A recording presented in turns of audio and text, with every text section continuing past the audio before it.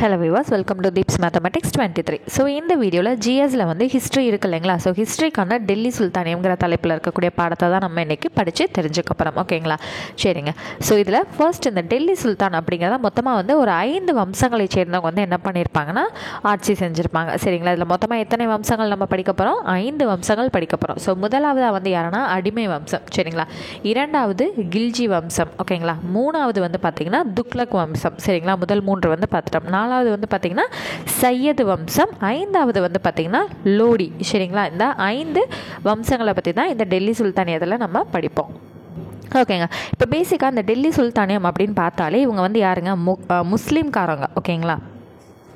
அதாவது இந்தியாவில் ஏற்பட்ட முஸ்லீம்களின் ஆட்சி, வெளியிலேருந்து வந்து நம்மளோட நாட்டை பிடிச்சு ஆட்சி செஞ்சுருக்காங்க. அவ்வளோதான். ஓகேங்களா? சரி, இப்போது 11ஆம் நூற்றாண்டின் வட இந்தியாவை கொள்ளையடித்த துருக்கிய குதிரைப்படை வீரர்கள் அடுத்த நூற்றாண்டில் கங்கை சமவெளியை தங்கள் அரசியல் ஆதிக்கத்தின் கீழ் கொண்டு வருவதில் வெற்றி பெற்றனர். ஸோ பேசிக்காக வந்து அந்த காலகட்டத்தில் வந்து எப்படி இருக்கும்னா, இப்போ ஒரு இடத்துல தங்கியிருக்காங்கன்னா அப்படியே பிரிஞ்சுப்போ என்ன பண்ணுவாங்க, கொள்ளையடிச்சிட்டு வந்து தன்னோட பரப்பளவை வந்து அதிகப்படுத்துவாங்க. ஓகேங்களா? ஸோ அவங்க அடுத்து தொடுத்து போகணும் அப்படின்னா அவங்களுக்கு வந்து செலவு பண்ணுறதுக்கு பணம் தேவை. அப்போ அதுக்காக என்ன பண்ணுவாங்கன்னா, படையெடுத்து ஃபஸ்ட்டு போய் வந்து என்ன பண்ணுவாங்க, ஒரு பிரிவினர் வந்து எல்லையை விரிவு செய்கிறதுக்கு வேலை பார்ப்பாங்க, இன்னொரு பிரிவினர் அதுக்கு செலவு பண்ணக்கூடிய காசை வந்து கொண்டு வரணும். அதுக்காக இந்த மாதிரி என்ன பண்ணுவாங்கன்னா, ஒரு பக்கம் வந்து கொள்ளையடிக்க போவாங்க, இன்னொரு பக்கம் வந்து ஆட்சியை விரிவு பண்ணுறதுக்காக போர் தொடுத்து போவாங்க. ஸோ இந்த மாதிரி தான் நடந்துகிட்ருக்கோம். ஸோ அந்த மாதிரி வந்து ஒருத்தவங்க வந்து என்ன பண்ணுறாங்க, இந்தியாவுக்குள்ளே வந்து நுழையிறாங்க. ஸோ துருக்கிய குதிரைப்படை வீரர்கள். ஸோ அவங்களோட மோட்டிவ் ஃபஸ்ட்டு உள்ளே வரும்போது இந்தியாவை பிடிச்சி ஆட்சி பண்ணணும் அப்படிங்கிறது கிடையாது. இந்தியாங்கிறது வந்து அப்போ மொத்தமாக கிடையாது, சில பகுதிகள். அப்போ வந்து ஆரம்ப கட்டத்தில் பஞ்சாப், அது வழியாக அப்படி உள்ளே வந்து டெல்லி அந்த மாதிரி தானே பிடிச்சிட்டு இருந்தாங்க. ஸோ ஆரம்ப கட்டத்தில் அவங்களுக்கு இந்த ஏரியாக்களை பிடிச்சி ஆட்சி பண்ணணுங்கிறது கிடையாது, கொள்ளையடிக்கிறதுக்காக வந்தவங்க அடுத்து என்ன பண்ணியிருக்காங்க, கொள்ளையடிச்சிட்டு போயிட்டு மறுபடியும் வந்து என்ன பண்ணியிருக்காங்க, ஆட்சியை நிறுவியிருக்காங்க. ஸோ அந்த ஆட்சியை நிறுவனதுக்கு என்ன ஒரு முக்கிய காரணமாக இருக்குன்னா, இந்தியாவில் இருக்கக்கூடிய பகுதிகளில் இருந்தவங்களே வந்து என்ன பண்ணுறாங்க, இந்தியர்களையே வந்து ஒருத்தர் மேலே ஒருத்தர் வந்து அவநம்பிக்கையாக இருந்தது ஒரு முக்கியமான காரணமாக வந்து இருந்துச்சு. அவங்களோட நாடுகளை வந்து அவங்களால காத்துக்கொள்ள முடியலை, அவங்களாலே வந்து தற்காத்து கொள்ள முடியலை. ஸோ நம்ம சைடு இருந்த அரசர்களோட இயலாமை தான் வந்து பெரும் காரணமாக வந்து இருந்தது. அதனால் அவங்க வந்து கொஞ்சம் சுலபமாக வந்து பிடிச்சிட்டாங்க அப்படிங்கிற மாதிரி வந்து இங்கே தெரியப்படுத்தியிருக்காங்க. சரிங்களா? சரி, அடுத்து வந்து பார்த்திங்கன்னா ஃபஸ்ட்டு வம்சம் யாருன்னு சொன்னோம், அடிமை வம்சம்னு வந்து சொன்னோம் இல்லைங்களா? ஸோ இவங்களோட ஆட்சி காலம் 1206 1290 வரைக்கும் ஆட்சி பண்ணியிருக்காங்க இந்தியாவில். சரிங்களா? ஸோ இவங்களோட பீரியட் முடிஞ்சதுக்கு அப்புறம் தான் அடுத்து யார் வருது, கில்ஜி வம்சம் அப்படிங்கிறது தலை தோங்குது. ஓகேங்களா? சரி, இப்போ அடிமை வம்சத்தை பற்றி தெரிஞ்சுக்கலாமா? சரி, இந்தியாவில் முஸ்லீம்களோட ஆட்சி முகமது கோரியால் கிபி 12ஆம் நூற்றாண்டில் என்ன பண்ணியிருக்காங்க, நிறுவப்பட்டிருக்கு. ஓகேங்களா? இவருக்கு மகன் வந்து யாருமே கிடையாது அப்படிங்கிறதுனால என்ன பண்ணுறாங்கன்னா, அப்போல்லாம் வந்து மகன் இருந்தாலும் இல்லைனாலும் தன்னோட பாதுகாப்புக்காக என்ன பண்ணுவாங்கன்னா, அடிமைகளை வந்து வாங்குவாங்க. சந்தை மாதிரி நடக்குங்க. அங்கே போயிட்டு தனக்கு யார் வந்து அடிமையாக இருக்கணும் அப்படிங்கிறத போய் வந்து பார்த்து காசு கொடுத்து வாங்கிட்டு வருவாங்க. அடிமை அப்படிங்கிறது அங்கே விற்கிற போது அடிமைன்னு சொல்லுவாங்க. இவங்க வாங்கிட்டு வரும்போது தன்னோட பாதுகாவலராக அவங்கள வந்து நம்பிக்கையோட அடிப்படையில் பாதுகாவலராக வாங்கிட்டு வருவாங்க. சரிங்களா? ஸோ அது என்னன்னு சொல்கிறாங்க, பண்டகன் அப்படின்னு சொல்கிறாங்க. ஸோ இது வந்து எந்த மொழி சொல் அப்படின்னா பாரசீக மொழி சொல். சரிங்களா? ஸோ டெல்லி சுல்தானியத்தில் இருந்த அனைத்து ஆட்சியாளர்களுமே தனக்கு ஒரு பாதுகாவலரை இந்த மாதிரி வந்து வாங்கிட்டு வந்திருப்பாங்க. சரிங்களா? ஸோ அடுத்து வந்து பார்த்திங்கன்னா முகமது கோரி வந்து ஒரு நாள் வந்து பயணம் செஞ்சு போயிட்டுருக்கும்போது, அவங்களோட ஏரியாவுக்கு வந்து போகலான்னு சொல்லிட்டு பயணம் செஞ்சு போயிட்டுருக்கும்போது ஏதோ ஒரு மர்மமான முறையில் அவர் வந்து கொல்லப்பட்டிருப்பார். சரிங்களா? எப்போன்னு பார்த்தீங்கன்னா 1206 வருடத்தில் கோரி வந்து என்ன பண்ணியிருப்பார், இறந்திருப்பார். ஸோ இவரோட அடிமையான குத்புதீன் ஐபக் வந்து அடுத்து என்ன பண்ணுறாரு, இவங்க ஆட்சி செஞ்சுட்டு இருந்த பகுதிகள் எல்லாத்துக்குமே தான் சுல்தான் அப்படின்னு சொல்லிட்டு தன்னைத்தானே வந்து அறிவிச்சுக்கிறாரு. சரிங்களா? ஸோ வந்து ஓகே, நம்மளோட முதலாளி தான் இல்லையே அப்படின்னு சொல்லிட்டு இவரை என்ன பண்ணுறாரு, அந்த பொறுப்புகளை வந்து எடுத்துகிட்டு தன்னைத்தானே வந்து சுல்தான் அப்படின்னு சொல்லிட்டு அறிவிச்சுக்கிறாரு. ஸோ அந்த கோரி அப்படிங்கிறவர் அடிமை வம்சத்தை நிறுவ கிடையாது, அவர் என்ன பண்ணியிருக்காரு, முஸ்லீமோட ஆட்சியை தான் வந்து அவர் விதைச்சிருக்காருன்னு வச்சுக்குவோம். சரிங்களா? பட் அடிமை வம்சத்தை என்னன்னு சொல்லுவாங்கன்னா மாம்லுக் அப்படின்னு வந்து சொல்லுவாங்க. இதை ஆரம்பித்தவர் வந்து யார் அப்படின்னா முகமது கோரியோட அடிமையான குத்புதீன் ஐபக். ஓகேங்களா? ஸோ அப்போது அடிமை வம்சத்தை நிறுவியவர், தோற்றுவித்தவர் யார் அப்படின்னா என்னதுங்க, யாரை சொல்லணும், குத்புதீன் ஐபக்கை தான் சொல்லணும். சரிங்களா? சரி, இந்த மாம்லுக் அப்படிங்கிறதுக்கு என்னங்க பொருள் அப்படின்னா அரேபிய மொழிப்படி அதுக்கு வந்து அடிமை அப்படின்னு வந்து பொருள் வரும். சரியா? சரி, அடுத்து வந்து பார்த்திங்க அப்படின்னா குத்புதீன் ஐபக் வந்து 4 வருஷம் மட்டும்தான் இங்கே ஆட்சி செஞ்சுருக்காரு. சரிங்களா, இவர் வந்து லாகூரை வந்து தலைநகரமாக வச்சு தன்னோட ஆட்சியை வந்து செயல்படுத்திட்டு இருந்திருக்காரு. லாகூருக்கு அடுத்து வந்து அவர் எங்கே கொண்டு போகிறாருன்னா டெல்லிக்கு வந்து தன்னோட தலைநகரை வந்து மாற்றுறாரு. ஸோ இவர் ரொம்பவே திறம்பட செயல்பட்டு நிறைய பகுதிகளை இவரோட பகுதிகளோட என்ன பண்ணுறாரு, இணைச்சிக்கிட்டே வராரு. நிறைய பகுதிகளில் வந்து போர் புரிஞ்சு அந்த பகுதிகளை வந்து கைப்பற்றி இணைச்சிக்கிட்டே வந்துக்கிட்டே இருக்காரு. இவருக்கு எதிராக வந்து நடந்துட்டு இருக்கக்கூடிய கலகங்கள் எல்லாத்தையுமே வந்து ஒடுக்கிட்டு இவர் தான் வந்து என்ன பண்ணுறாரு, ஆளுமை திறனோட எல்லா பகுதிகளையும் வந்து ஆட்சி செஞ்சிட்ருக்காரு. சரிங்களா, சரி, அடுத்தது பக்தியார் கில்ஜி அப்படிங்கிற ஒரு நபர் வந்து இருக்காருங்க. ஸோ இந்த கீழே கங்கை சமவெளின்னு வந்து சொல்லப்படக்கூடிய பீகார், வங்காளம்லாம் இருக்குது இல்லைங்களா, அதை கைப்பற்ற பொறுப்பை வந்து யார்கிட்ட கொடுத்து குத்புதீன் ஐபக் அனுப்பிச்சி விட்றாரு அப்படின்னா பக்தியார் கில்ஜி அப்படிங்கிறவர்கிட்ட அந்த பொறுப்பை கொடுத்து அனுப்பிச்சி விட்றாரு. சரிங்களா, சரி, இந்த ஒரு விஷயம் ரொம்பவே இம்பார்ட்டன்ட். இப்போ அடுத்து நம்ம பார்க்க போகிற பாயிண்ட்ஸ் வந்து ரொம்ப ரொம்ப ரொம்ப ரொம்ப முக்கியம். சரிங்களா, ஸோ குத்புதீன் ஐபக் வந்து டெல்லியில் ஒரு மசூதியை வந்து கட்டுறாரு. குவத் உல் இஸ்லாம் அப்படிங்கிற மசூதி வந்து ரொம்ப ரொம்ப ரொம்ப முக்கியமானது. ஏன்னா இந்தியாவிலே மிக பழமையான மசூதினா இதை தான் வந்து இப்போ குறிப்பிட்றாங்க. சரிங்களா, அடுத்தது குதுப் மினார் இருக்குது இல்லைங்களா, அதை கட்டுறதுக்கு அடிக்கால் நாட்டினவரே வந்து இவர் தான். ஆனால் இவரால் அந்த வேலையை முழுமையாக கட்டி முடிக்க முடியலை. அதுக்குள்ளே அவர் என்ன பண்ணிடுறாருன்னா இறந்து போயிடுறாரு. சரிங்களா, சரி, அவர் வந்து எப்படி இறக்குறாருன்னு பார்த்தீங்கன்னா, போலோ விளையாட்டு விளையாண்டுட்டு இருக்கும்போது குதிரையிலேருந்து தவறி கீழே விழுந்து அவர் என்ன பண்ணிடுறாருனா இறந்துடுறாரு. எந்த வருடம்னு பார்த்தீங்கன்னா 1710 வருடம் அவர் வந்து இறந்துடுறாரு. சரிங்களா, ஸோ இதோட என்ன ஆகிடுது, குத்புதீன் ஐபக்கோட கதை வந்து முடிஞ்சிடுது. ஓகேங்களா, ஸோ இவரை பற்றி பாயிண்ட்ஸ் என்ன பார்த்தோம், லாகூரை தலைநகரமாக வச்சு ஆட்சி பண்ணார். அதுக்கப்புறம் டெல்லிக்கு வந்து மாற்றினாருன்னு சொன்னோம். நிறையா இடங்களை வந்து கைப்பற்றினாருன்னு பார்த்தோம். கீழே கங்கை சமவெளியை வந்து கைப்பற்றதுக்காக பக்தியார் கில்ஜியை வந்து அனுப்பிச்சி வச்சார். டெல்லியில் மசூதியை வந்து கட்டினார், குவத் உல் இஸ்லாம் அப்படிங்கிறது. அதுதான் இப்போ இருக்கக்கூடிய பழமையான மசூதி. குதுப் மினார் கட்டுறதுக்காக ஆரம்பித்தார். ஆனால் அவரால் அந்த செயலை செஞ்சு முடிக்க முடியல. ஆரம்பித்து வச்சுட்டு இறந்துட்டார். அவ்வளோதான். 1710 குதிரையிலேருந்து கீழே விழுந்து இறந்து போயிடுறாரு. அடுத்தது யார் வர ஆட்சிக்கு அப்படின்னா இல்துமிஷ் அப்படிங்கிறவர் வந்து வராரு. இவர் யாருங்க அப்படின்னு கேட்டிங்கன்னா குத்புதீன் ஐபக்கோட பையன் ஆரம் ஷா வந்து திறமையாற்றவராக வந்து இருந்திருக்காரு. ஸோ அதனால் என்ன பண்ணுறாங்கன்னா சுற்றி இருந்த நபர்கள், அந்த துருக்கிய பிரபுக்கள், இவங்க எல்லாருமே சேர்ந்துட்டு ஆரம் ஷாவை தூக்கிட்டு என்ன பண்ணுறாங்க, ஐபக்கோட, அதாவது குத்புதீன் ஐபக்கோட மருமகனையும் அந்த அவங்களோட டெல்லி சுல்தானத்தோட படை தளபதியாகவும் இவர் தான் இருந்திருக்காரு, இல்துமிஷ் தான். இவரோட மருமகனும் யார் தான் பார்த்தீங்கன்னா இல்துமிஷ் தான். ஸோ அவர் என்ன பண்ணுறாங்க, ஆட்சிக்கு கொண்டு வராங்க. ஸோ ஐபக்கோட பையனை தூக்கிட்டு யாரை கொண்டு வராங்க, குத்புதீன் ஐபக்கோட மருமகனை வந்து கொண்டு வராங்க. ஸோ இவர் வந்து என்னங்க சும்மா இருந்தவரை கூட்டிகிட்டு வந்தாங்கன்னா கிடையாது, அவர் வந்து அந்த படையோட தளபதியாகவும் செயல்பட்டு தான் இருந்திருக்காரு. ஸோ அவரை வந்து என்ன பண்ணுறாங்க, ஆட்சி பொறுப்பை வந்து அவர் கையில் கொடுத்து நீங்கள் நடத்துங்க அப்படின்னு வந்து சொல்கிறாங்க. சரிங்களா, சரி, இப்போது இவரோட பீரியட்னால இந்தியாவில் நடக்க வேண்டிய ஒரு பெரிய ஹிஸ்ட்ரியே, இந்தியா வந்து தலைகீழாக மாறப்பட வேண்டிய ஒரு விஷயமே வந்து இவர் தடுத்து நிறுத்தி இருந்திருக்காருங்க. அப்படி என்னங்க இவர் தடுத்து நிறுத்தினார், அப்படி என்ன ஒரு மிகப்பெரிய ஹிஸ்ட்ரி வந்து தடுத்து நிறுத்தப்பட்டிருக்குன்னு கேட்டிங்கன்னா, மங்கோலியர்கள் வந்து இந்தியாவோட எல்லை பகுதிகளில் வந்து ரொம்பவே அச்சுறுத்திக்கிட்டே இருந்திருக்காங்க. நிறைய பேர் வந்து அந்த மங்கோலியர்கள்கிட்ட வந்து நம்ம பிரச்சனை வச்சுக்க வேணாம், சுமூகமான ஸ்டேஜ்லேயே இருப்போம், அவங்கக்கிட்டலாம் படையெடுத்துலாம் போக வேணாம்னு சொல்லிட்டு ஒரு ஸ்டெப் பின்னாடியே தான் இருப்பாங்க. ஸோ இவங்க வந்து உள்ளே வந்துடக்கூடாதுன்னு சொல்லிட்டு நிறைய அரசர்கள் வந்து அவங்களோட பகுதிகளை சுற்றி கோட்டைகள்லாம் நிறைய எழுப்பிட்டு இருப்பாங்க. ஸோ அப்படி இருக்கும்போது மங்கோலியர்களில் செங்கிஸ்கானோட தலைமையில் நிறையா எல்லை பகுதிகளில் அச்சுறுத்தல் வந்து நடந்துட்டு இருந்துச்சு. ஏற்கனவே அந்த செங்கிஸ்கானால் தோற்கடிக்கப்பட்ட ஒரு மன்னர் யாருன்னு பார்த்தீங்கன்னா குவாரிஜம் ஷா ஜலாலுதீன் அப்படிங்கிறவர் இல்துமிஷ் கிட்ட வந்து அடைக்கலம் கேட்டிருக்காரு. இது சரிப்பட்டு வராது, இந்த பையனுக்கு வந்து நம்ம அடைக்கலம் கொடுத்து அந்த ஆள் நம்ம பக்கம் ஏறிட்டு வர்றதுக்கான்னு சொல்லிட்டு இல்துமிஷ் என்ன பண்ணிடுவார்னா அந்த அடைக்கலம், அந்த பேச்சுக்கே இடம் இல்லை, தயவு செஞ்சு வேறு எங்கேயாவது போயிடு அப்படின்னு சொல்லிட்டு அனுப்பிச்சி வச்சுருவார். இன்கேஸ் அவர் வந்து இல்துமிஷ் வந்து அவருக்கு அடைக்கலம் கொடுத்துருந்தாரு அப்படின்னா இந்தியாவோட ஹிஸ்ட்ரி அப்படியே தலைகீழாக வேறு மாதிரி வந்து மாறியிருந்திருக்கும். இப்போ இருக்கிற மாதிரி வந்து இருந்திருக்காது, வேறு மாதிரி வந்து போயிருந்திருக்கும்.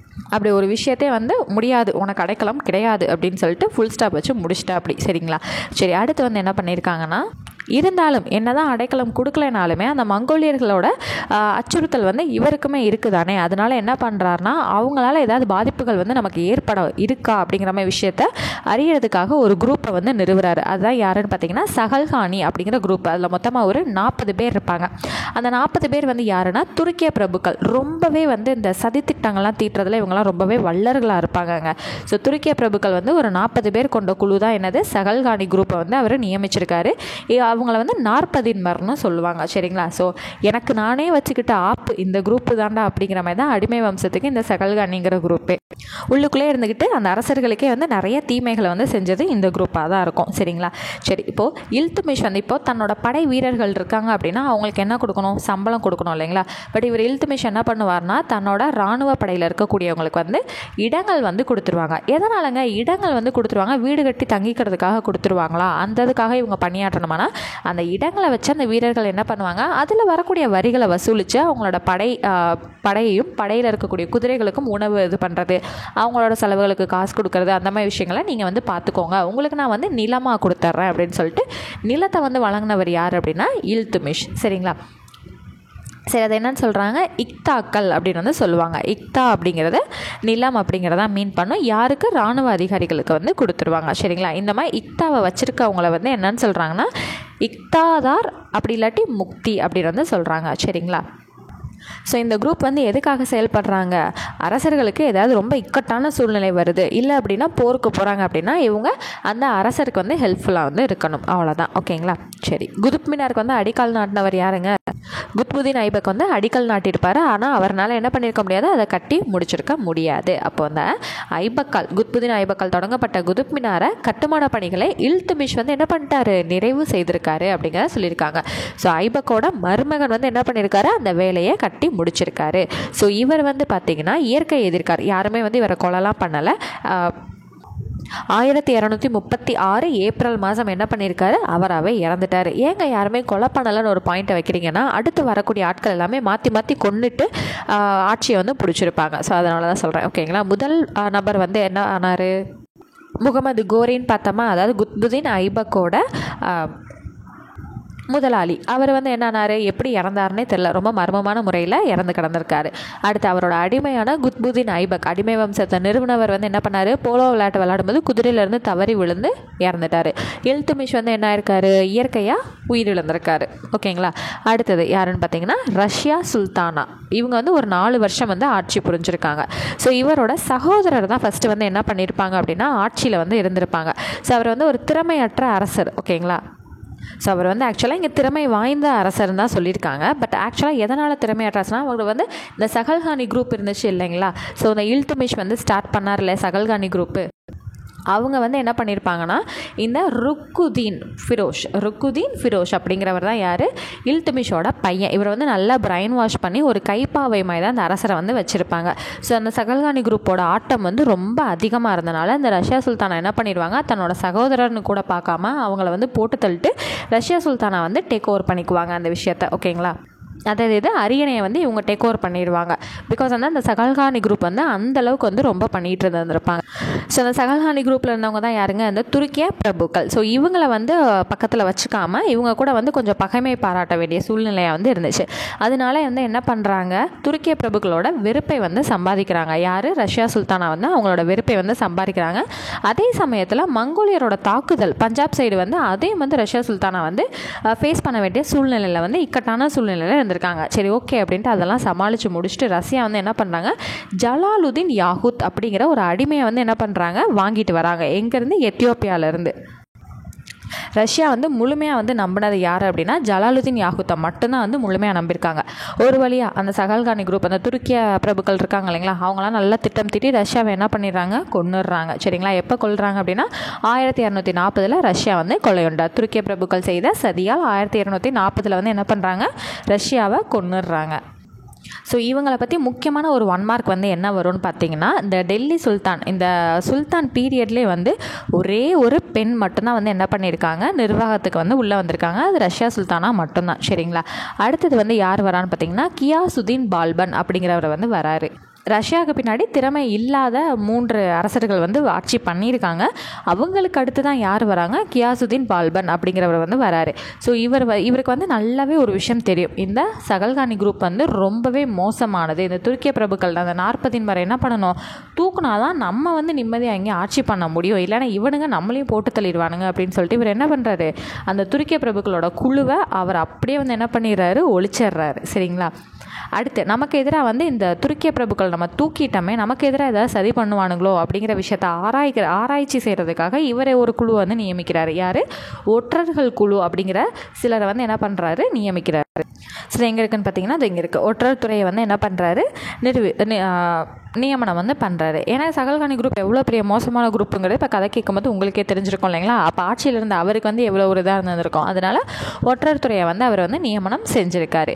ஸோ அதுக்கடுத்து வந்து என்னென்னு பார்த்தீங்கன்னா, பால்பனுக்கு வந்து எதிராக, கியாசுதீன் பால்பனுக்கு எதிராக ஒருத்தர் வந்து கிளர்ச்சி செஞ்சுட்டு இருந்திருக்காரு. யாருன்னா, வங்காளத்தை ஆண்டுகிட்டு இருந்த ஆளுநராக இருந்த துக்ரில் கான் அப்படிங்கிறவர் வந்து என்ன பண்ணியிருக்காரு, கிளர்ச்சி செஞ்சனால அவரை கைது பண்ணிட்டு வந்து கொலை பண்ணிட்டார். யார்? கியாசுதீன் பால்பன் வந்து அவரை கொலை பண்ணிட்டார்.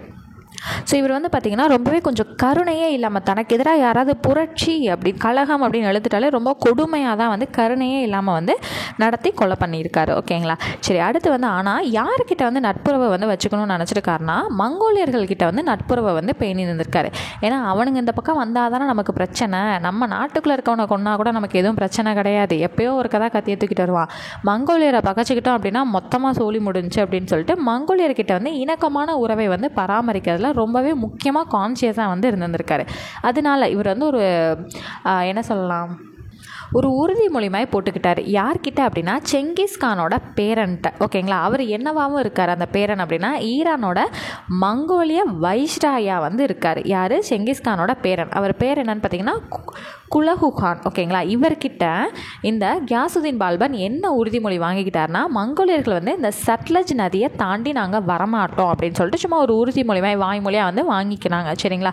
ஆனால் அது வந்து அவனுங்க ஃபாலோ பண்ணாலும் பண்ணாதான், பண்ணாட்டியும் பண்ணாத தான், திடீர்னு நினச்சா உள்ளுக்குள்ளே வந்துடுவானுங்களேன்னு சொல்லிட்டு அவர் என்ன பண்ணியிருக்காரு அப்படின்னா, நிறைய கோட்டைகள் எல்லாமே வந்து கட்டி வச்சுருந்துருக்காரு அவங்களுக்கு பயந்துட்டு. ஓகேங்களா. இதில் முக்கியமான விஷயம் என்னென்னா, அந்த செங்கிஸ்கானோட பேரன் பேர் வந்து குலுகுகான்ங்கிறது ரொம்ப முக்கியம். இந்த குலுகுகான் கிட்ட உறுதிமொழி வாங்கினது யாருங்கிறது ரொம்ப முக்கியம். கியாசுதீன் பால்பன்கிறது ரொம்ப முக்கியம். எந்த நதியை தாண்டி வரமாட்டோன்னு பேசிக்கிட்டாங்கிறது ரொம்ப முக்கியம். சட்லஜ் நதியை தாண்டி வரமாட்டோன்னு சொல்கிறாங்க. இருந்தாலும் ஒரு பயத்தோட காரணமாக, நாட்டோட பாதுகாப்போட காரணமாகவும் நிறைய கோட்டைகளை வந்து சுற்றி கட்டி வச்சுக்கிறாரு. சரிங்களா. அடுத்தது, இந்த பால்பன் வந்து பாரசீகத்தை சேர்ந்த புகழ்பெற்ற கவிஞரான அமர் குஸ்ரு அப்படிங்கிறவரை வந்து என்ன பண்ணியிருக்காரு, ஆதரிச்சிருக்காரு. இதுவும் ரொம்ப ரொம்ப முக்கியமான ஒரு கொஸ்டின். சரிங்களா. அடுத்து பால்பன் வந்து என்ன ஆயிடுறாரு அப்படின்னா 1287 இறந்துடுறாரு. அடுத்து பால்பனோட பையன் கைகுபாத் வந்து வராரு. ஸோ இந்த கைகுபாத் வந்து எப்படின்னா, ரொம்பவே திறமை இல்லாமல் ரொம்ப வந்து ஃபன்னாக ரொம்ப அவரோட லைஃப்பை அவர் என்ஜாய் பண்ணிக்கிட்டு அந்த மாதிரி வந்து இருந்துட்டு சுல்தானியத்தை வந்து ரொம்ப அழிவு பாதைக்கு கொண்டு போயிட்டு இருந்தனால, கியாசுதீன் பால்பனோட படை தளபதி இருப்பார் இல்லைங்களா, அவர் வேகமாக வந்து இந்த கைகுபாத்தை போட்டு தள்ளிட்டு இவர் என்ன பண்ணிடுவார், அந்த ஆட்சியை டேக் ஓவர் பண்ணிக்குவார். ஸோ கியாசுதீன் பால்பனோட பையன் கைகுபாத், பால்பனோட படைத்தளபதி மாலிக் ஜலாலுதீன் கில்ஜி. ஓகேங்களா. அந்த கில்ஜிங்கிறது வரும்போதே தெரியுதா, அப்போ அடிமை வம்சத்தோட லாஸ்ட்டை இவர் முடிச்சுட்டு இந்த கில்ஜி வந்து என்ன பண்ணுறாரு, கில்ஜி வம்சத்தை தோற்றுவிப்பார். அந்த பாயிண்ட் உங்களுக்கு புரியுது இல்லைங்களா. அப்போ 1290 கைகுபாத்தை முடிச்சுட்டு மாலிக் ஜலாலுதீன் கில்ஜி அந்த என்ன பண்ணுறாரு, அரியணையை வந்து டேக் ஓவர் பண்ணுறாரு. சரிங்களா. அடுத்து வந்து 1290 என்ன வந்து ஸ்டார்ட் ஆகுது, கில்ஜி அரச வம்சம் அப்படிங்கிறது நமக்கு ஆரம்பிக்குது. சரிங்களா. அதில் முதல் நபர் வந்து யார், ஜலாலுதீன் கில்ஜி. ஓகேங்களா. ஸோ 1290 1296 வரைக்கும் அவங்க என்ன பண்ணுவாங்க, நிர்வகிப்பாங்க. சரிங்களா. ஸோ வந்து ஜலாலுதீனோட ஆட்சியில் நிறைய படையெடுப்புகள் வந்து மேற்கொள்ளப்பட்டிருக்கு. சரியா. அப்போ அந்த படையெடுப்புகள் வந்து மேற்கொள்ளப்படணும்னா அவங்களுக்கு வந்து எக்கனாமிக்கலாக ரொம்ப வலுவாக இருக்கணும். அப்போ நான் ஆல்ரெடி பாடத்தோட ஆரம்பத்தில் என்ன சொன்னேன், ஒரு குரூப் வந்து படையெடுக்க போகும், இன்னொரு குரூப் அந்த படையெடுக்கிறதுக்கு தேவையான செலவுகளை பார்த்துக்கிறதுக்கு சூறையாட கொள்ளையடிக்கிறதுக்காக மற்ற பகுதிகளுக்கு வந்து போகும். சரிங்களா. அப்போ ஜலாலுதீன் வந்து படையெடுக்க போகிறதுக்காக அவரோட மருமகனான அலாவுதீன் கில்ஜி இருக்கார் இல்லைங்களா, அவர் வந்து என்ன பண்ணுவார்னா சூறையாட கொள்ளையடிக்கிறதுக்காக போயிட்டு வருவார். ஓகேங்களா. அந்த மாதிரி ஒரு தடவை கொள்ளையடிக்க வந்து போயிட்டு வரும்போது அவர் கூட இருந்த நபர்களுக்கு கையூட்டுகள், அதாவது லஞ்சம் மாதிரி கொடுத்து அவங்க எல்லாத்தையுமே வந்து கரெக்ட் பண்ணிவிட்டு அவரோட மாமனாரே ஜலாலுதீனே என்ன பண்ணிடுவார், போட்டு தள்ளிட்டு அரியணை ஏறிடுவார். ஓகேங்களா. இது லாஸ்ட்டாக யாரோட இடத்த சூறையாடிட்டு வரும்போது நடந்ததுன்னு பார்த்தீங்கன்னா, தேவகிரி யாதவ அரசர் ராமச்சந்திரனை வந்து தோற்கடித்ததுக்கு அப்புறமா நடந்த சம்பவம் தான் இது. சரிங்களா. சரி, 1296 தன்னை டெல்லி சுல்தானாக யார் அறிவிச்சுக்கிறா, அலாவுதீன் கில்ஜி வந்து அவரை அறிவிச்சுக்கிறார். அப்போ 1296 1316 வரைக்கும் அலாவுதீனோட கில்ஜியோட ஆட்சி தான் வந்து நடந்துகிட்டு இருக்கு. சரிங்களா. ஆனால் இவர் வந்து மக்களுக்கு நிறையா நல்ல விஷயங்கள் வந்து பண்ணியிருக்காருங்க. ஸோ அது வந்து என்னங்கிறத நம்ம பின்னாடி வந்து பார்க்கலாம். ஓகேங்களா. சரி, இவர் வந்து என்ன பண்ணியிருக்காருன்னா, ஸோ இவர் வந்து பஞ்சாபில் மங்கோலியர்களுக்கு எதிராக வந்து படையெடுத்திருக்காரு, ராஜஸ்தானுக்கு குஜராத்துக்கு எதிராகவும் வந்து படையெடுத்திருக்காரு. இதெல்லாம் வந்து இவரோட வரலாற்றில் பாராட்டுக்குரியதாக வந்து அமைஞ்சிருக்கு. சரிங்களா? சரி, இப்போது இவர் படையெடுக்க போகும்போது இவருக்கு ஃபினான்ஷியலாக சப்போர்ட் பண்ணுறதுக்கு யாராவது கொள்ளையடிக்க போகணும் இல்லைங்களா? அந்த மாதிரி இவரோட படை தளபதியான மாலிக் கபூர் வந்து என்ன பண்ணுறாங்க அப்படின்னா 1310 தென்புலத்தின் வெகு தொலைவில் உள்ள மதுரை வரைக்கும் என்ன பண்ணுறாங்க, படையெடுத்து போயிருக்காங்க. சரிங்களா? ஸோ மேலேருந்து என்ன பண்ணாங்க, சைன்னு இறங்கி மதுரை வரைக்கும் ஃபுல்லாக படையெடுத்து வந்திருக்காங்க. ஓகேங்களா? ஸோ யாரோட பீரியடில், கில்ஜி வம்சத்தோட பீரியடில், அதுவும் அலாவுதீன் கில்ஜியோட வம்சத்தில். சரிங்களா? ஸோ எங்கெங்கே ரொம்ப அதிகமாக வந்து தாக்கப்பட்டிருக்குன்னு பார்ப்போமா? தேவகிரி யாதவர்கள், துவாரசமுத்திரத்தின் ஹொய்சாளர்கள், வாரங்கள் இருக்கக்கூடிய காகதியர்கள், மதுரையில் இருக்கக்கூடிய பாண்டியர்கள் முதற்கொண்டு யாரோட மேலாதிக்கத்தை வந்து ஏற்றுக்கிறாங்க அப்படின்னா அலாவுதீன் கில்ஜியோட மேலாதிக்கத்தை வந்து ஏற்றுக்கிறாங்க. அது யாருனால? இந்த மாலிக் கபூர்னால. ஓகேங்களா? புரிஞ்சுதா? சரி, அடுத்தது வந்து பார்த்தீங்கன்னா, சித்தூர் சூறையாடல் 1303 வருடம் வந்து நடந்தது. ஸோ இது வந்து அந்த பத்மாவத் படம் இருக்கும் இல்லைங்களா, எக்ஸாக்டாக அதே தான். ஸோ அந்த ஜவுஹர் அப்படிங்கிறது நடக்கும் இல்லைங்களா. ஸோ அலாவுதீன் கில்ஜியோட படைகள் வந்து இந்த சித்தூரில் வந்து ராஜபுத்திர படைகளை ரொம்ப திணறிக்க வச்சோன்னே ஆண்கள் எல்லாமே படையில் வந்து இறந்து போவாங்க. அதாவது அந்த போர் நடந்துட்டு இருக்கும்போது இறந்து போகிறதாகவும், பெண்கள் வந்து தீ மூட்டி அதில் இறங்கி இறந்து போகிறது தான் வந்து என்னது, ஜவுஹர் அப்படின்றது சொல்லப்படுது. சரிங்க? ஜவுஹர்னா தீ ஊட்டி அதில் வந்து இறந்துருவாங்க. ஸோ ஆண்கள் வந்து உள்ளே இறங்குறத விட அங்கே போர்க்களத்தில் இறந்துருவாங்க, பெண்கள் வந்து தீயில் புகுந்து தங்களை மாய்த்து கொள்வர் அப்படின்னு சொல்லியிருக்காங்க. ஸோ இது வந்து சித்தூர் சூறையாடல்ங்கிறது 1303 வந்து நடைபெற்றது. சரிங்களா? சரி, இப்போ இவர் என்னென்ன நல்லது பண்ணார் அப்படின்னா, வேளாண்மை நிலங்கள் எல்லாத்தையுமே வந்து என்ன பண்ணுறாரு, வரி வந்து அளவாக விதிக்கிறார். ஸோ கண்ணா பின்னான் விதித்து வரியை வந்து வசூலிக்காமல் அளவாக இது போதும் அப்படின்னு வந்து விதிக்கிறார். ஸோ அந்த வரியை வசூலிக்கக்கூடிய பொறுப்பை இராணுவ அதிகாரிகள் கிட்ட வந்து கொடுக்குறாங்க. ஸோ இந்த மாதிரி வந்து மேக்ஸிமம் வந்து எல்லாம் என்ன பண்ணுவாங்க, இந்த ஜமீன்தார் அப்படிங்கிறவங்களாம் எதுக்காக அங்கே உருவானாங்க? ஸோ வந்து ஆங்கிலேயர்கள் போடக்கூடிய வரிகளை வந்து வசூலித்து கொண்டு போய் அவங்களுக்கு கொடுக்குறதுக்கு தான் வந்து ஜமீன்தார்கள்ங்கிற ஒரு ஒருத்தவங்களை வந்து நியமிக்கிறாங்க இல்லைங்களா. ஸோ அந்த மாதிரி முன்னாடி காலகட்டத்தில் உள்ளூரில் இருக்கக்கூடிய தலைவர்களும் குறுநில மன்னர்களும் தான் என்ன பண்ணிட்டு இருந்தாங்க, இந்த மாதிரி வரி வசூலிக்கிறதுக்கான பதவியில் வந்து இருந்தாங்க. அப்போ இந்த வேலையை இராணுவ அதிகாரிகள்கிட்ட கொடுக்கும்போது உள்ளூரில் இருந்தக்கூடிய தலைவர்களும் இந்த குறுநில மன்னர்களும் அவங்களோட பெனிஃபிட்ஸை வந்து என்ன பண்ணிடுறாங்க, இழந்துடுறாங்க. ஓகேங்களா? ஸோ அதான் வந்து இங்கே கொடுத்துருப்பாங்க பாருங்கள். இராணுவ அதிகாரிகளை ஒப்படைத்தனால நிர்வாக மாற்றத்தால் உள்ளூர் தலைவர்களும் குறுநில மன்னர்களும் காலங்காலமாக தாங்கள் அனுபவித்து வந்த உரிமையை வந்து என்ன பண்ணுறாங்க, இழந்துடுறாங்க. சரிங்களா? சரி, அடுத்து வந்து என்ன பண்ணுறாரு அப்படின்னா, வரி வந்து நிறைய குறைச்சி தான் வந்து வாங்குறாரு. ஸோ அடுத்து வந்து நிறைய மக்களுக்கு சாதகமான சட்டத்திட்டங்களை வந்து உருவாக்குறாரு. அதை வந்து மேற்பார்வையிடறதுக்கு, கரெக்டாக வந்து மக்களுக்கு போய் சேருதா அப்படிங்கிறத மேற்பார்வையிடுறதுக்கு ஒற்றர்களையும் என்ன பண்ணியிருக்காரு, நியமித்து கவனிச்சுட்டு வந்திருக்காரு. விலை நிர்ணயம் அப்படிங்கிற விஷயத்துலையும் இவர் தான் வந்து முதன்மையாக வந்து இருந்திருக்காரு. நானே வந்து விலையை நியமிக்கிறேன், நீங்கள் வந்து ரொம்ப அதிகமாகலாம் யாரும் எதுவும் போட வேணாம் அப்படிங்கிற மாதிரி விஷயத்தில் இவரும் செயல்பட்டிருக்காரு. ஸோ ஆக மொத்தம் இந்த மன்னர் வந்து மக்களுக்காக நல்லாவே வந்து செயல்பட்டுருந்திருக்காரு. ஸோ அலாவுதீன் வந்து 1316 வந்து என்ன பண்ணியிருக்காரு, இயற்கை வந்து ஏற்றிருக்காரு. சரிங்களா? ஸோ அடுத்து வந்து பார்த்திங்கன்னா, அவருடைய வழித்தோன்றல்கள் அதிகாரத்தை தக்க வைத்துக் கொள்வதில் தோல்வியுற்றதால் கியாசுதீன் துக்ளக் என்பவர் அதிகாரத்தை கைப்பற்றி துக்ளக் அரச வம்சத்தை நிறுவியிருக்காரு. சரிங்களா? ஸோ இவருக்கு அடுத்து வந்தவங்க எல்லாருமே அதை தக்க வச்சுக்க முடியாமல் போன காரணத்தினால பின்னாடி வந்த கியாசுதீன் துக்ளக் அப்படிங்கிறவரை அவங்க எல்லாத்தையும் அடித்து துரத்திட்டு அந்த துக்ளக் வம்சம் அப்படிங்கிறத நிறுவுறாங்க. ஸோ ஃபஸ்ட்டு யாரை பார்த்தோம், அடிமை வம்சம் பார்த்தோம், அடுத்து கில்ஜி வம்சம், இப்போ யாரை பார்க்க போகிறோம், துக்ளக் வம்சத்தை பார்க்க போகிறோம். ஸோ துக்ளக் வம்சம் மொத்தமாக வந்து பார்த்திங்கன்னா 1320 1414 வரைக்கும் வந்து இருந்திருக்கு. இந்த வம்சத்தை வந்து தோற்றுவிச்சவர் யாருங்க, கியாசுதீன் துக்ளக் அப்படிங்கிறவர் தோற்றுவிச்சிருக்காரு இல்லைங்களா. சரி, இப்போ அடுத்து வந்து என்னென்னா, கியாசுதீனோட பையன் பேர் வந்து ஜானா கான். சரிங்களா? இவரோட பேர் வந்து என்னது, ஜானா கான். ஸோ இவரை வந்து எங்கே அனுப்புகிறாரு அப்படின்னா, அதாவது கியாசுதீன் துக்ளக் வந்து இந்த ஜானா கானை வந்து வாராங்களுக்கு வந்து அனுப்புகிறாங்க. ஓகேங்களா? அங்கே இருக்கக்கூடியவங்களுக்கு எதிராக வந்து போராடுறதுக்காக வந்து அனுப்புகிறாங்க. அடுத்தது அங்கே போய் அவர் என்ன பண்ணுறாரு, பிரதாபருத்ரனை வந்து தோக்கடிக்கிறாங்க. ஓகேங்களா? ஸோ அங்கேருந்து இவர் கொள்ளையடிச்சிட்டு வரக்கூடிய செல்வங்களை வச்சு கியாசுதீன் துக்ளக் என்ன பண்ணுறாருனா, டெல்லிக்கு பக்கத்தில் துக்லகாபாத் அப்படிங்கிற ஊரை வந்து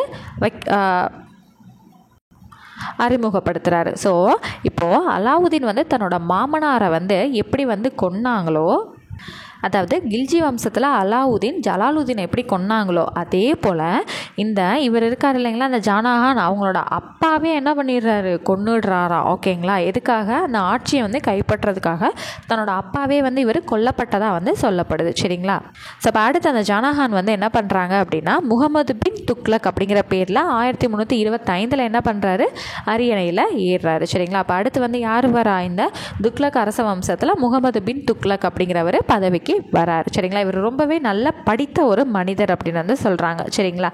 சரி, இப்போ அலாவுதீன் வந்து என்ன பண்ணுறாரு, நிறையா வந்து இடங்களை கைப்பற்றியிருக்காரு, கொள்ளையடித்திருக்காரு. இவர் என்ன பண்ணுறாருனா அதுக்கு அப்படியே நேர்மாறாக என்ன பண்ணியிருக்காரு, சில பகுதிகளை சேர்த்தாலாம் போதாது, எனக்கு முழுவதுமாக இந்த துணைக்கண்டம் முழுவதுமே என்னோட நாடாக இருக்கணும் அப்படிங்கிற கனவை வந்து காண்றாரு. சரிங்களா.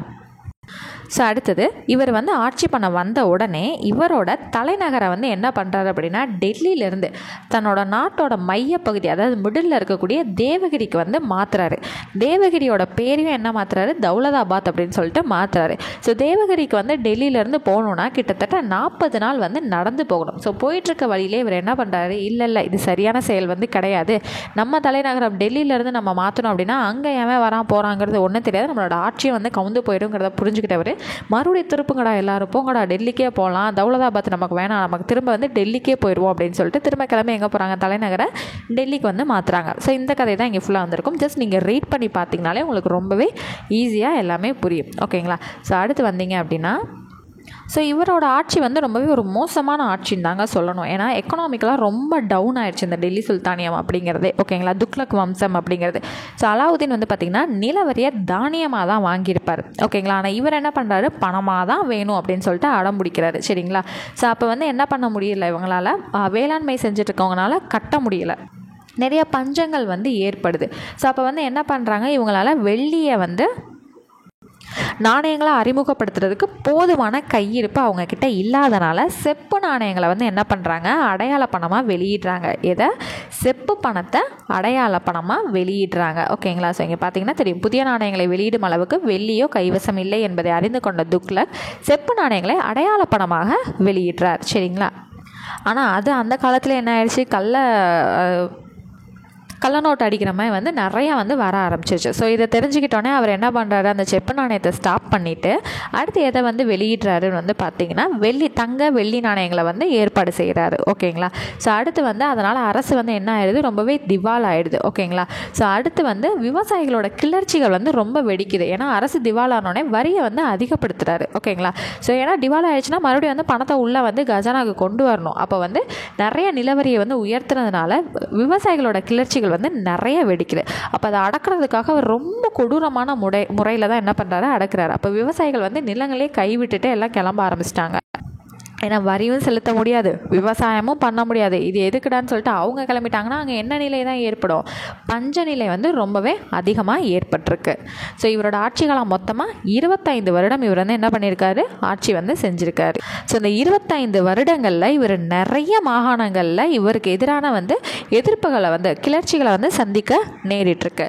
அது வந்து பார்த்திங்கன்னா ஆவுத், முல்தான், சிந்து ஆகிய ஆளுநர்கள் எல்லாமே இந்த சுல்தானுக்கு எதிராக தான் என்ன பண்ணியிருக்காங்க, கிளர்ச்சிகள் வந்து செஞ்சுருக்காங்க. ஓகேங்களா. அடுத்து வந்து என்ன ஆகுது, அவங்க எல்லாருமே சுதந்திர அரசுகள்னு சொல்லிட்டு தன்னைத்தானே வந்து அறிவிச்சுக்கிறாங்க. இதுக்கு மேலே இவருக்கு கீழே இருந்தாலும் வேலைக்கு ஆகாதுடா, நமக்கு இருக்க அறிவை வச்சாது நம்ம ஒழுங்காக நிர்வகிக்கணும் அப்படின்னு சொல்லிட்டு எல்லாம் வந்து கிளம்பி ஓடுறாங்க. ஸோ அடுத்து வந்து பார்த்திங்க அப்படின்னா பாமினி அவங்க தன்னோட கைவசம் இருந்தால் தௌலதாபாத்தை என்ன பண்ணுறாங்க, சுதந்திர அரசு அப்படின்னு சொல்லிட்டு அறிவிச்சுக்கிறாங்க.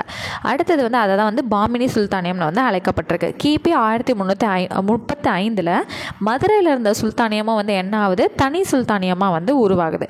1346 வங்காளமும் வந்து தனியாக வந்து போயிடுது. சரிங்களா. அப்போ 1351 மார்ச் 23 துக்ளக் வந்து கடைசியாக என்ன பண்ணிடுறாரு, இறந்துடுறாரு. சரிங்களா. ஸோ இவருக்கு அடுத்து வந்து யாருன்னு வந்து பார்த்திங்கன்னா ஃபிரோஸ் ஷா துக்ளக். ஸோ இவர் வந்து யாருன்னு பார்த்தீங்கன்னா இந்த துக்ளக் வம்சத்தை நிறுவன இந்த கியாசுதீன் இருக்கார் இல்லைங்களா, ஸோ அவரோட இளைய சகோதரரோட பையன் தான் இந்த ஃபிரோஸ் ஷா துக்ளக். ஓகேங்களா. அதாவது இந்த முகமது பின் துக்ளக்கோட சித்தப்பா, ஓகேங்களா. ஸோ அவரோட தம்பி வந்து வராரு, ஓகேங்களா. அரியணை வந்து ஏறாரு. இவர் வந்து ரொம்பவே வந்து ஒரு சாஃப்ட் நேச்சர் உள்ளவர் போலங்க. மக்களுக்கு நல்லது பண்ணியிருக்காரு, யாரு கூடயும் பிரச்சனைக்கு போல அமைதியான முறையில் இந்த ஆட்சியை வந்து நம்ம கொண்டு போகணும், மக்களுக்கு எந்த பிரச்சனையும் இருக்கக்கூடாதுன்னு சொல்லிட்டு நிறைய விஷயங்களை வந்து பண்ணியிருப்பார். தேவையே இல்லாத வரிகள், அதாவது முஸ்லீம்க்கு எதிராக வந்து இருக்கக்கூடியதை, சரிங்க, இஸ்லாமிய சட்டங்களால் அங்கீகரிக்கப்படாத வரிகள் எல்லாத்தையுமே நிறையா வந்து அவர் வந்து ரத்து பண்ணியிருக்காரு. நிறையா ஸ்கூல் அந்த பாடம் படிக்கக்கூடிய இடங்கள் இருக்கும் இல்லைங்களா, அதுக்கப்புறம் வந்து அறக்கட்டளைகள், இந்த மாதிரி விஷயங்கள் எல்லாமே வந்து அவர் நிறுவியிருக்காரு, சரிங்களா. ரொம்ப கொடூரமான தண்டனைகளை எல்லாத்தையுமே அவர் வந்து ஒழிச்சிருக்காரு. வரிகளை வந்து ரத்து பண்ணியிருக்காரு. அதுலேயும் முக்கியமாக வந்து விவசாயிகளோட கடன்களை எல்லாத்தையுமே வந்து ரத்து பண்ணியிருக்காரு. 1200 புதிய தோட்டங்களை வந்து உருவாக்கியிருக்காரு. கில்ஜியோட காலத்தை சேர்ந்த 30 பழைய தோட்டங்களை வந்து என்ன பண்ணியிருக்காரு, சீரமைத்திருக்காரு. அடுத்து வந்து பார்த்திங்கன்னா நிறைய நகரங்களை வந்து புதுசாக வந்து அவர் வந்து நிர்மாணிச்சிருக்காரு, சரிங்களா. ஸோ அப்படி இந்த மாதிரி வந்து பார்க்கும்போது அவர் ரொம்பவே ஒரு நல்ல அரசராக வந்து செயல்பட்டிருக்காரு, சரிங்களா. ஸோ இவ்வளோ பண்ணியும் என்ன பிரயோஜனங்கிற மாதிரி இவரோட பையனே முகமது கானை வந்து என்ன பண்ணுறாரு, இவரோட தந்தைக்கு எதிராக தந்தைக்கு எதிராக வந்து கிளர்ச்சி வந்து பண்ணியிருக்காரு. அடுத்து 1388 தன்னோட 83வது வயதில் இந்த ஃபெரோஷா துக்ளக் வந்து என்ன பண்ணிடுறாரு அப்படின்னா இறந்துடுறாரு. இயற்கை தான் எழுதுறாரு, சரிங்களா. ஸோ அடுத்து வந்து பார்த்திங்கன்னா தைமூரோட படையெடுப்புங்கிறது வரும். 1398 வந்து நிகழ்ந்த தைமூரின் படையெடுப்பு வந்து முக்கியமான ஒன்று, ஓகேங்களா. ஸோ இவர் வந்து பார்த்திங்க அப்படின்னா ஃபிரோஷா இறந்த 10 வருஷங்களுக்கு அப்புறம் தாமர்லைன் அப்படின்னு அழைக்கப்படக்கூடிய இந்த தைமூர் அப்படிங்கிறவர் டெல்லியை வந்து தாக்கி ரொம்ப சூறையாடி மனிதத்தில் வந்து நிறைய மனிதர்கள் வந்து படுகொலை வந்து செஞ்சுருக்காரு, ஓகேங்களா. ஸோ இவர் வந்து எதை வந்து ரொம்ப நாசம் பண்ணி விட்டார் அப்படின்னா டெல்லியை வந்து நாசம் பண்ணி விட்டார். டெல்லிக்கு அடுத்தபடியாக எது ரொம்ப அடி வாங்கியிருக்கு அப்படின்னா பஞ்சாப் வந்து ரொம்பவே வந்து அடி வாங்கிடுச்சு, அதாவது டெல்லிக்கு அடுத்தபடியாக. ஸோ இது வந்து கீழே கொடுத்துருப்பாங்க பாருங்கள், பஞ்சாப் பகுதி வந்து அதுக்கு அடுத்த படியாக வந்து பாதிப்புக்கு உள்ளாகியிருக்கு அப்படிங்கிறத வந்து கொடுத்துருப்பாங்க, சரிங்களா. ஸோ இவர் எப்போ வந்து டெல்லியை கொள்ளையடித்தார்னா 1398 டிசம்பர் மாதம் வந்து டெல்லியை கொள்ளையடித்திருக்கிறார், ஓகேங்களா. அடுத்தது தைமூருக்கு வந்து இவர் மறுபடியும் வந்து போகும்போது தைமூர் வந்து அந்த ஏரியாவை விட்டு கிளம்பும்போது அவங்களோட ஊருக்கு வந்து போய் நிறைய இந்த நினைவு சின்னங்கள்லாம் செய்யணும் அப்படிங்கிறதுக்காக நம்மளோட ஊரில் இருக்கக்கூடிய ஆட்களை வந்து என்ன பண்ணிட்டாரு, கையோடு கூட்டிகிட்டு போயிட்டாரு. இந்தியாவில் இருந்த கட்டட கலைஞர்கள், இந்திய கைவினைஞர்கள் எல்லாத்தையும் என்ன பண்ணிட்டாரு, பொருட்களை சூறையாடமே நம்மளோட ஆட்களையும் வந்து என்ன பண்ணிட்டாரு, தூக்கிட்டு போயிட்டாரு, ஓகேங்களா. ஸோ அடுத்தது வந்து எந்த வம்சம் வருதுன்னு பார்த்தீங்கன்னா சையது அரச வம்சம். ஸோ 4வது வம்சம் 1414 1451 வரைக்கும் வந்து நீடிச்சிருக்கு. ஸோ ஃபெரோஷா துக்ளக்கு அப்புறம் யார் வரா, தைமூர் வந்து படையெடுத்து எல்லாத்தையும் அடித்து சூறையாடிட்டு போயிட்டார். அவர் போகும்போது தன்னோட பிரதிநிதியாக யாரை இங்கே வந்து ஆட்சி பண்ணுறதுக்காக விட்டுட்டு போயிருக்காருன்னா கிசிர்கான் அப்படிங்கிற தன்னோட பிரதிநிதியாக ஆளுநரை வந்து நியமிச்சுட்டு போயிருக்காரு. ஸோ இவர் என்ன பண்ணுறாரு, 1414 சையது அரசு வம்சத்தை வந்து என்ன பண்ணுறாரு, நிறுவுறாரு. ஸோ இது வந்து 1451 வரைக்கும் இவங்க என்ன பண்ணியிருக்காங்க, ஆட்சி பண்ணிகிட்ருக்காங்க, சரிங்களா. ஸோ இந்த வம்சத்தோட, அதாவது சையது அரச வம்சத்தோட கடைசி ஆள் வந்து யாருன்னு பார்த்தீங்கன்னா கடைசி சுல்தான் வந்து அலாவுதீன் ஆலம் ஷா அப்படிங்கிறவர், சரிங்களா. இவர் 1451 என்ன பண்ணிடுறாரு, எனக்கு இந்த அரச பதவியே வேணாண்டா போங்கடா அப்படின்னு சொல்லிட்டு என்ன பண்ணிடுறாரு, அரச பதவியை துறந்துட்டு அவர் கிளம்பிடுறாரு.